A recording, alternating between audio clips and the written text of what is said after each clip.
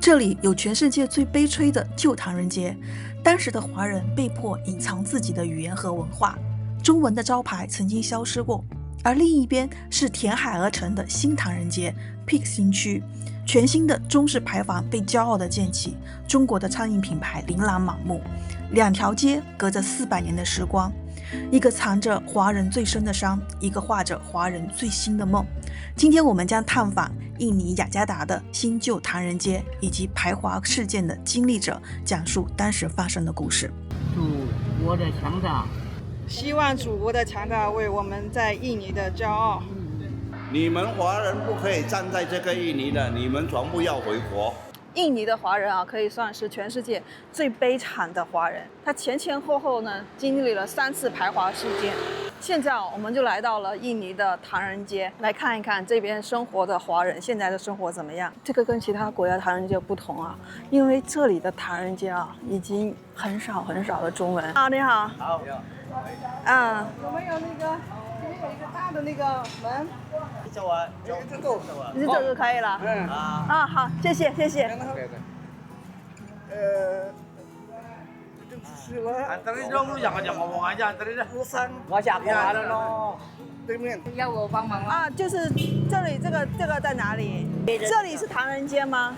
这里全部都是唐人街，全部都是唐人街。你是从什么地方来的？福建过来的。福建来呀。福建。讲福建话了。你是福州呢？我是广东啊。广东你好像日本人。日本人？没有。不会。纯正的中国人。纯正的中国人。没有日本种。没有。打倒日本主义。中文在哪里学的？我中文是自学的。自学的。12岁已经中国的文化非常丰富。12岁，那个时候你12岁。我父亲教的，我有什么向父亲问。你父亲中文比较好。我父亲在大陆来的，我们5000多年的中华民族的文化不可以淘汰。那你下一代会说？我下一代他能懂你讲广东话，但是他会讲印尼文。比较。我的妻子是本地的侨生她不能讲这个华语这里的华语像火锅啦什么啦，都是随着这个方言。福建的方言，我可恨有些能够讲华语，但是他不讲。他的音腔比较不是北京腔，他是有掺这个方言。有掺这个方言。排华，反华。这时候不敢讲中文。不敢讲中文了。现在祖国的强大。随着祖国的强大，他们已经不敢欺负我们了。不敢。这个过运跟这个我们这工作有很多的关系。就当年排华的时候，你有经历？你有看到什么？我还小。你还小。我但是知道一般般一般这个本地的也抢了，有些抢的，有些平常了。对中国人的歧视。对中国人的歧视。以前跟现在天地的区别。他们是不是觉得华人把他们的钱给赚走？对，这个是错误。对，错误，其实是华人带动了他们的经济。对。狐假虎威很多。狐假虎威。他有一个军人在后面，又能够说死，他能够趁机作富。这些都是华人住的房子吗？这是华人住的，这个都是华人的。全部都是华人的。这些是自己盖的房子。以前祖宗留下来的。是祖宗过来盖的。以前不敢承认你是中国人以前都不敢，对，因为他排华就不敢承认。对呀。随着祖国的强大，给他们反应。这样很好啊，很好，你说很少有像我样这样的自修，对呀，自学的。这个音像consonant的音像发音最主要的，我说。对，很多人都已经放弃去学习中文对呀，了。对。现在听说很多他们本地人也学中文。对呀，因为他的学校有啊，有他的学校有掺这个华语啊。哦，有掺华语啊。很多本地人也开始学华语。对呀，因为他们要做生意啊，要做生意各种啦，什么啦。对，工作啊，做生意啊。我的证很多，简笔字也可以，这个正笔字，中国。啊，真好。你能不能送我们一句话？祖国的强大，为我们在印尼的骄傲，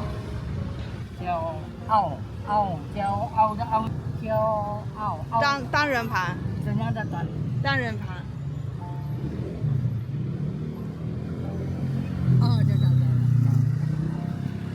骄傲，你看吗？对，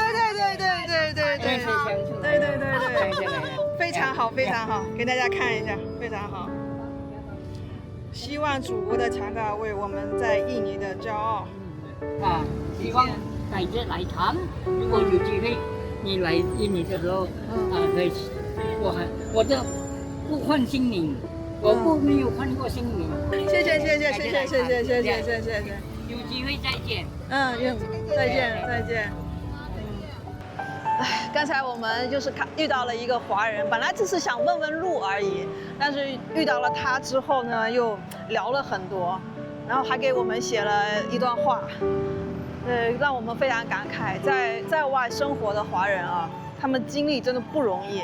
就比较让我印象深刻的是，他们虽然经历了那么多苦难哦，但是他们还是心系着祖国。2年前。2年前建的。唐人街的牌坊，英文。Really 2 years ago. 这里虽然是唐人街哦，但是比较少的中文招牌，几乎没有中文招牌。在印尼的华人啊，他前后是经历了3次排华事件。第一次呢是1970年的红溪长案，那个时候呢是荷兰殖民者发起的，因为他们认为华人就不服他的统治，所以呢对华人进行了一次大屠杀。大概那个时候死伤的华人呢有1万多人。然后在第2次大屠杀呢是在1965年的时候，是因为华人的宗教不同，所以呢他们要排除其他宗教。第3个原因就是当时的当权者为了矛盾转化，所以呢当时基本上华人命运非常的悲惨，当时牺牲掉的华人呢有50到100万之多。那现在呢，在整个印尼生活的华人呢，大概是1000万左右，现在是世界上华人数量最多的一个国家。第3次排华事件呢，是1998年的时候，那个时候金融危机，然后就把矛盾呢转移到华人身上。那当时非常惨烈的是，妇女被拉到街上，当众被强奸之后被杀害。当时死掉的华人呢，大概是在1000多人。难得看到中文招牌，这是建筑还在也是骑楼的建筑。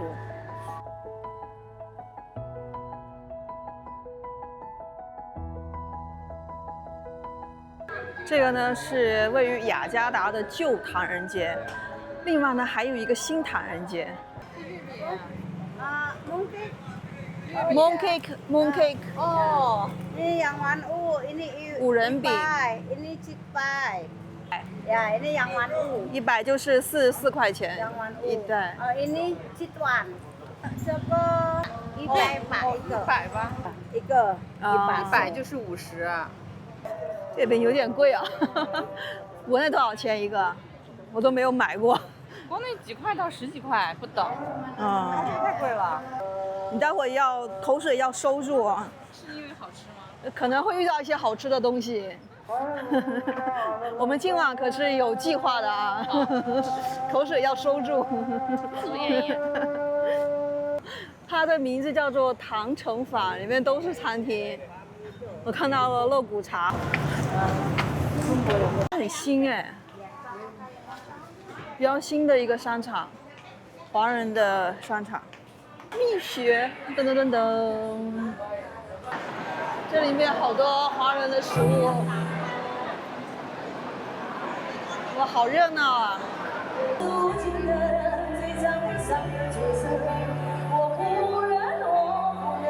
还有们在唱中文歌呢。这位大哥还在直播。我不知道讲国语，我不知道。你哪里来的？我是福建，你都是认识的人吗？这个唐人街都是华人。今天是有人办喜事吗？这么多人？没有，没有。每个星期天都很热闹。哦，每天晚上来这里。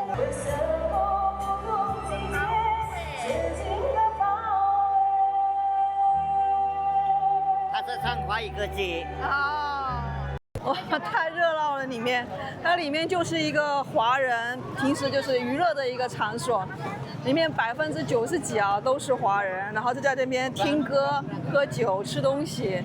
还那个华人问我要不要跳舞，我说不跳；要不要唱歌，我说不唱；他说要不要喝酒，我说不喝。他生气了，开个玩笑啊。我觉得啊，这边华人不是一般的热情，真的是你随便在路上逮到一个人，然后跟他眼神相对，你就可以聊天聊起来了。我身后这条河啊，现在有一点臭，但是呢，它就是当年虹夕长案发生的时候。虹夕长案为什么叫虹夕长案呢？就是当时华人的鲜血啊，染红了这条河。这个卖海底椰的老板也会说一点中文，但他只会说非常有限的，1个5000。Thank you， 哈哈。哦。哇，里面还有汁水呢，就跟吃椰子果冻一样，那椰子味比较淡，好吃。好吃。Thank you。OK，谢谢老板。现在就是不仅华人能说华语了，他们当地的一些印尼人啊，他们都会说几句。在雅加达虽然有一个最少中文的唐人街，但是也有一个全世界最豪华的唐人街，最新的唐人街，咱们过去看一看，颠覆你的认知。这个是现在的唐人街啊？对，现在的唐人街。哦，太牛了，完全不一样。刚刚那小小的100-200米，然后这简直就是一个完全的大型的商场。高档商业住宅区都是中文。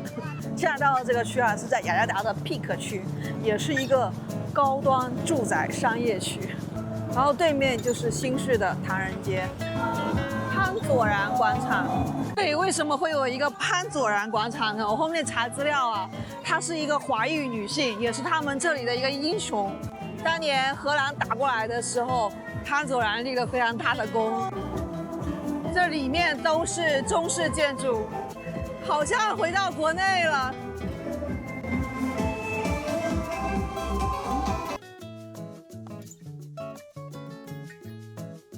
仿佛来到了国内的景区。中华文化在新的唐人街发扬光大。财神亭、马记府牛肉面、西北菜、麻辣烫在国外可是一个非常奢侈的小吃。老北京铜锅涮肉，中国美食街，朋友们，关公都来了。有一个大型的宝塔，两边都是中国的小吃。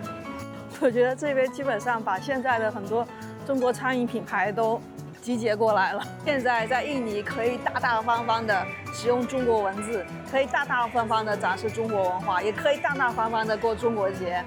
全世界最惨的唐人街和最繁华的唐人街同时出现在这个城市，这个豪华程度真的是超乎我的想象，太惊喜了！而且美食品种之全也是颠覆认知，在一个国外这样的一个地方建立了一个小小的中国城。你想在新唐人街吃到啥都有。今天晚上我们吃啥，云朵？必须吃火锅。海底捞还是热闹 ，Hello， 这样才有吃火锅的感觉。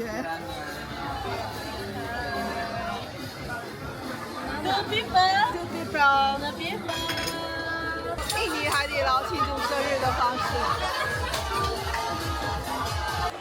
一转眼都上来了，看看我们点了啥？哈哈，噔噔噔噔噔噔噔噔。噔噔噔噔噔噔噔噔噔噔，还有鱼还没上来呢。吃光！哇，Chili yes， 开动！今天晚上算是吃爽了。来，粉丝先吃。火锅必吃毛肚。吓死了！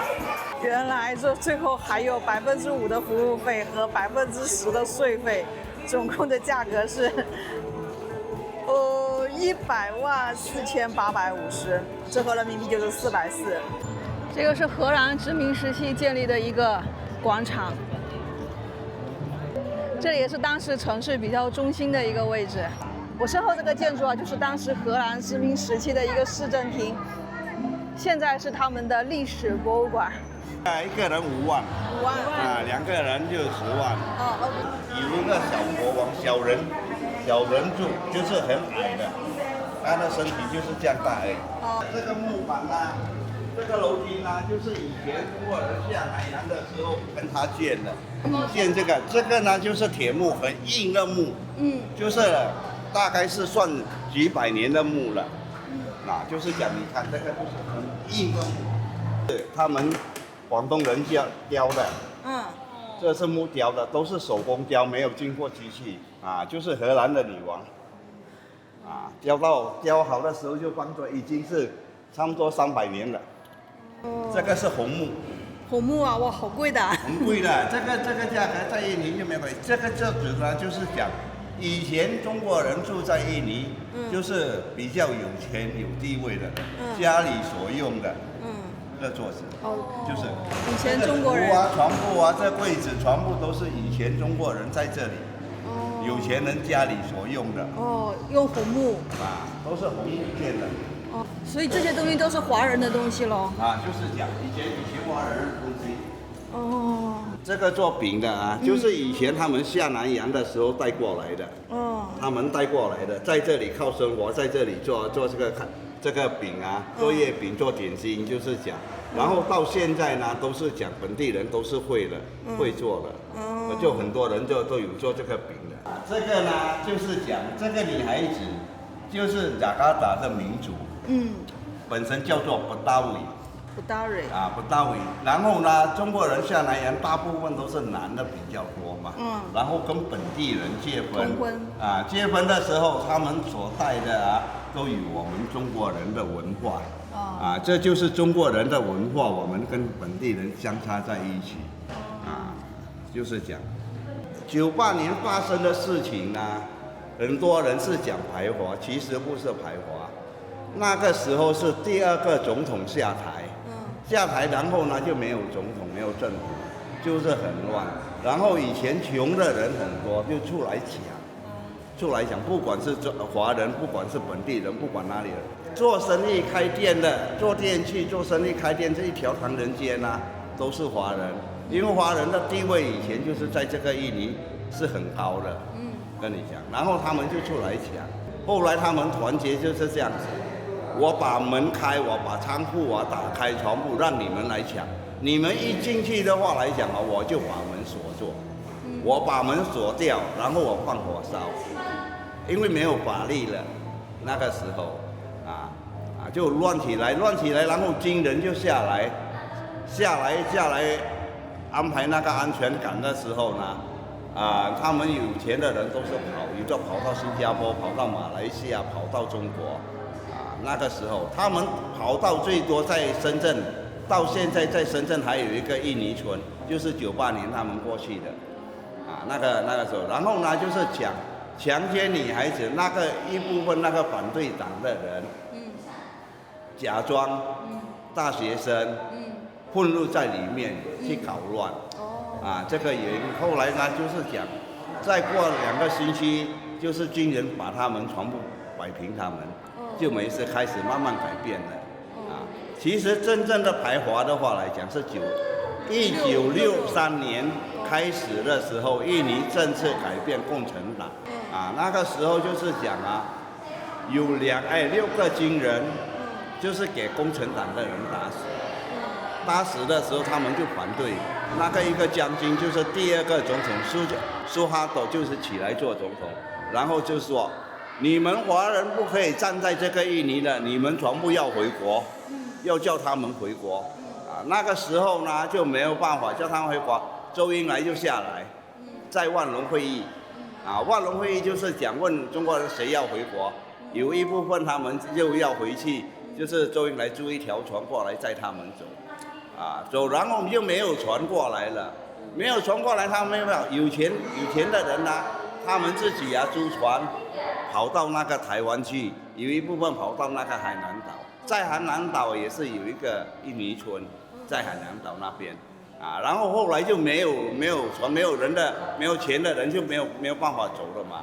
那个时候64年时代，就是在这个时候呢，就是讲印尼政府故意租2条船让他们回去，可是再到那个南海的时候，就把他们干掉全部，18000多个，就这个印尼还有剩下的中国人，可是政府就是这样子讲，你们没有国际，你们都是讲要还税，然后讲你们不可以用中文的名字，你们不可以讲中文，你们都是要讲印尼语言。然后还有你们的名字要改换印尼名。这是一种精神的对，那个时候就很多中国人没办法嘛，为了要生活存在，他们就是这样子学，跟那个本地人讲印尼话，就是这样子开始，他们慢慢就后来他们就不会讲中文，是这样的。1956年的时候开始的时候，在这个印尼就有华人学校了。那64年的时候，全部这个学校关掉了。关掉。以前也是有个工会。那你们自己家里会学这个华语吗？会学的，因为我自己会中文，我是在新加坡学的，我在新加坡读书的。印尼本地人会讲中文是从哪里学过来？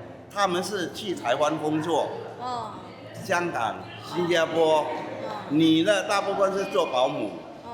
那个男的呢，就是在那边打工在那个餐厅还是在工厂打工。所以有很多本地人学中文。我是58年出生的。58年出，那你有经历过那个65年的排华？有，小的时候有经过，因为我很喜欢那个历史，我还小的，可是我的父母会告诉我的。你的父母告诉你？那个经过的事情，他会告诉我的这个原因。然后我看那个历史的时候。就是讲。那你们当时是怎么就躲起来还是怎么样？我们住的地方不是在雅加达，没有这样乱。我们住的是另外一个岛，印尼的岛，那边比较稳定。不在雅加达。不在雅加达。我长大的时候，我就是讲来雅加达靠生活这样子。后面才来的。也是他们雕的，广东人雕的，这木材雕的，这2个也是。在华人家里所用的东西，这全部都是华人所用的东西，因为荷兰人不会用这种东西的。下南洋的华人就是很有钱，就是做那个人家叫他姓黄，就是最有钱，就是做那个糖的。对，我做糖的，他的历史就是他的像。1740年印尼是排华队，荷兰排华就是跟这里的国王，跟一个叫做马达朗的国王一直在乱的时候，就是他们在排华投诉那个荷兰种族，就是一直，可是然后就他们就是全部给他抓，抓的时候砍头。等一下在下面他的历史我就讲给你。人抓他们就是砍头，那个你讲那个排华的时候的1740年对，的红石长案。红石长的就是讲让他们砍头，这个呢就是叫他们抽鸦片。他们抽鸦片，上面控制住他精神上控制住。印尼华人开始在这里，就是他们下南洋，从那个郑和下南洋的时候，他们就下来了。福建的，然后梅州的、客家的，然后那个广东汕头的也是下来的，啊，大部分都是从那边比较多。在中国那个时候乱嘛，乱啊，他们走的就是用船用那个，也是为了那个逃避战乱啊，逃避战祸的在这里的。为什么印尼人不分日本人呢？因为他们在想，如果没有日本你打过来的话，荷兰人就不会独立。啊，然后呢，开始日本败的时候回去，1968年的时候开始，日本生产的东西都是卖在这个印尼。现在在这个印尼啊，占的是85%是中国的东西。中国制造。啊，现在呢，你看啊，那个工厂。现在中国一直在印尼啊，很多地方都是建厂。比亚利也是在这里建厂，还没有建好。所以中国也是给了印尼很多的就业机会。对。那现在就是华人的身份证上面是会有标注华人还是？有标，没有标注。没有标注华人。像我的身份证啊，我的身份证的话来讲啊，我的身份我没有去换名，我的名字。我就是没有放那个姓，我是姓刘，可是我的身份证我就是讲，我叫了嘉祥，这样子我给你看。有中文名吗？没有，用那个英语的。英语姓刘。就是讲我没有换印尼名，我自己都是中国名的，没有写中文的，是讲那个拼音的。拼还是中文的名字，只不过用拼音。就是这样。我想知道，就是比如说这种排华事件嘛，像这种世界上很多地方发生过这种屠杀，它有博物馆的，会有纪念馆的。在这边会不会有一些纪念馆在纪念当时这个事件？没有啊。因为啊，那个时代啊，是华人的那个地位还只有经济方面的地位比较强，然后在法律的地位他们华人不同。会不会算这边的2等公民这样子？啊，就是也是算这样子算的，像马来西亚也是一样。那好了，我先走去那边。好，谢谢。